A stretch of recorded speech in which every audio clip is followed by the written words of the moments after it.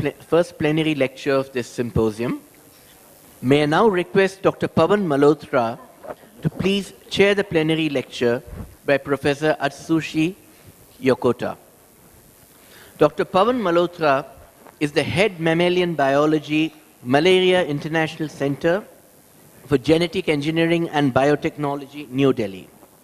He is currently working on functional genomic as well as proteomics of malaria parasites, as well as on the insect cell line from Spodoptera fugiperda. He is a member of the Department of Biotechnology India Task Force Committees and a member of the Guha Research Conference, India. He is a recipient of several awards, including the Krishnamurti Award in 2009 by the Society of Biological Chemists in India. He has more than 90 publications in peer-reviewed journals and has filed 5 patents.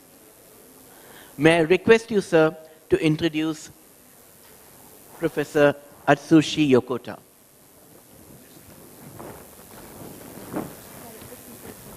It's my pleasure for the foundation to welcome Professor Atsushi Yokota, who is a professor of microbiology and Dean University, Hokkaido University, Hokkaido, Japan. And we are very grateful, sir, to have such prominent speaker with us today. Dr. Yokota actually has been awarded by Society of Biotechnology Japan in 2012, and also he has been awarded by the Japan Society for Bioscience and Biotechnology. He has a very prominent speaker, and he has published around 125 original papers in peer-reviewed international journals. He has also reviewed on about 15 book chapters. His main contribution has been to understand various host factors which actually control the gut microbiota composition and also regulate disease progressions.